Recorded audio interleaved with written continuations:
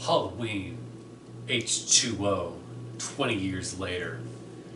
This was the movie that brought back Jamie Lee Curtis for the first time after the second movie, and it was intended to bring back essentially everybody that had been a heavy hitter in the original. It meant to bring back John Carpenter. I believe Deborah Hill was also supposed to be involved, along with Jamie Lee Curtis and Nick Castle. However, because of whatever reasons, that didn't happen. And we just had Jamie Lee Curtis come back. And a lot of people, when they talk about the best sequels, they refer to H2O. And for those that don't know, H2O takes place 20 years later after the events of Halloween 2. So it completely erases parts 4 through 6, obviously number 3 as well.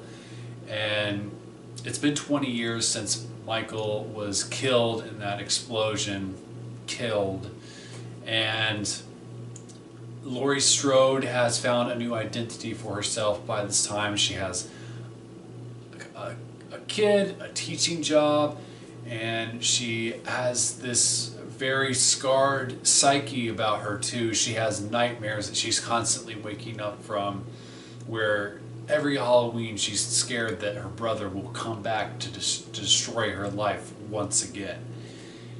And obviously 2018's Halloween is going to be compared to this one more than any of the other films, because this is again bringing back Laurie Strode after a certain amount of time. Although I think the key thing from what I can tell that will be different is 2018's Halloween, Laurie Strode is ready all at the very beginning of the film. She's been preparing. While she's scared of Michael, she is not actively trying to run away from him. She is wanting to face off with him. She's been practicing with guns and all that stuff. But in H2O, she is much more terrified of the idea of him coming back. She doesn't want him in her life at all. And I mean, it affects her relationships with her boyfriend, her son, and even to an extent her co-workers and friends. And it's made her paranoid, and that's the core of what makes the film good. I think for the most part the movie is fine. Now stick with me before you start downvoting. H2O is fine for the most part. There's just too many jump scares for me. I hate the fake jump scares. And from my memory, this is the one that has the most of them, besides maybe Halloween Resurrection. But it's the one that has the most fake jump scares. There are jump scares in the other ones, but it's just like this one has so many, and it drains the tension, and it just makes you shake your head because they're stupid. There aren't very many memorable side characters either, besides LL Cool J, who plays this security guard who wants to be a screenwriter, a romance screenwriter nonetheless, and he either wants to be a screenwriter or a romantic novelist, one of the two. He's great in this movie. He's very, very cool, if you mind my pun. But really, other than Laurie Strode herself, she's the only interesting character. Maybe that's really all we need from this particular Halloween movie, because when Michael does finally show up, it's that last 20 minutes that is so gripping. And the film before that, it's just fine. It's just sort of there. But it's that last 20 minutes that make this movie so great.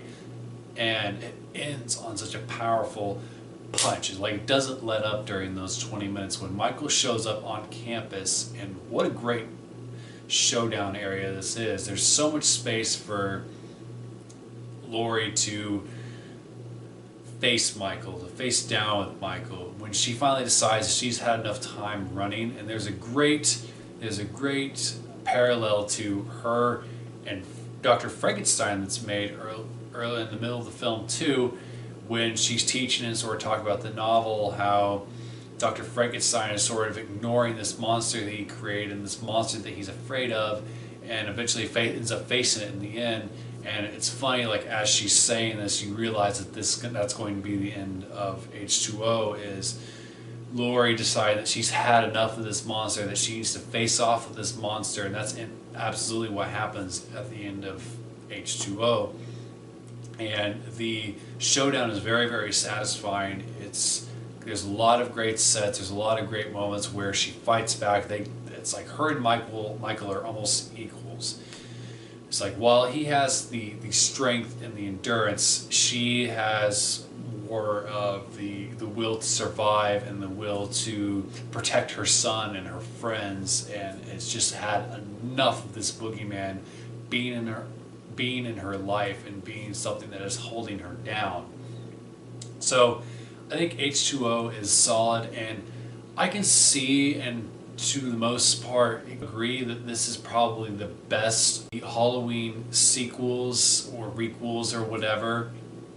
However, it's not my favorite Halloween movie. I'll be talking about that later on, but it's good. And you can watch this one without having seen parts 3 through 6. You can watch number 1 and 2, or I mean, you could really even just watch number 1 and this one back to back. You won't be missing out on much. All you have to know is that in part 2, Michael apparently dies in a fire, and that's it. There's no like real spoilers for anything else that happens in that movie that is important to the plot in this film.